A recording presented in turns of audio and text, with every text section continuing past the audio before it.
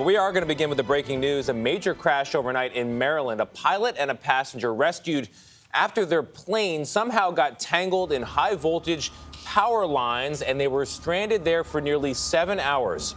At one point, tens of thousands of customers were without electricity, and schools in the area were forced to close today. Scott MacFarlane has made his way to the scene there in Maryland. Scott, what an incredible day. Good morning.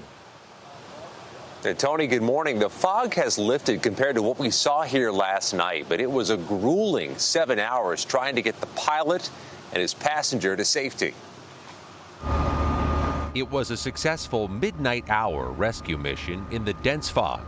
Crews first had to clamp power lines to remove any threat of electrocution before they gently maneuvered around the transmission tower to bring down the plane's pilot and one passenger. The single-engine plane crashed into the structure just miles from an air park in Montgomery County, Maryland, outside Washington, D.C. To be up that high, I think it's pretty frightening. Once rescued, one of the plane's occupants was greeted by cheers before being wheeled to a waiting ambulance. Both were taken to local trauma centers after suffering serious but not life-threatening injuries, including hypothermia.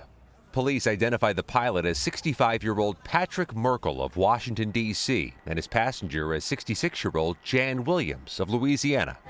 Merkel and Williams stayed in touch with rescuers during the ordeal, waving out the plane window and communicating through the night by phone. We seen the flash of light from the bedroom window, and I thought it was lightning at first, and then just heard the pow, and then we came out here and seen the plane. The crash happened during a rainy and foggy Sunday that delayed commercial flights in the D.C. area, but it's unclear if that contributed to the incident.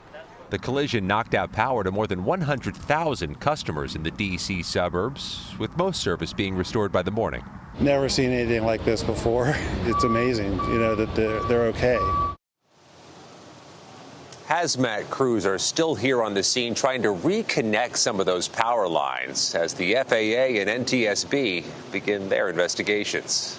Gayle?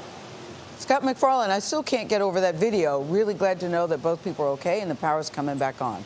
Good to see you, too.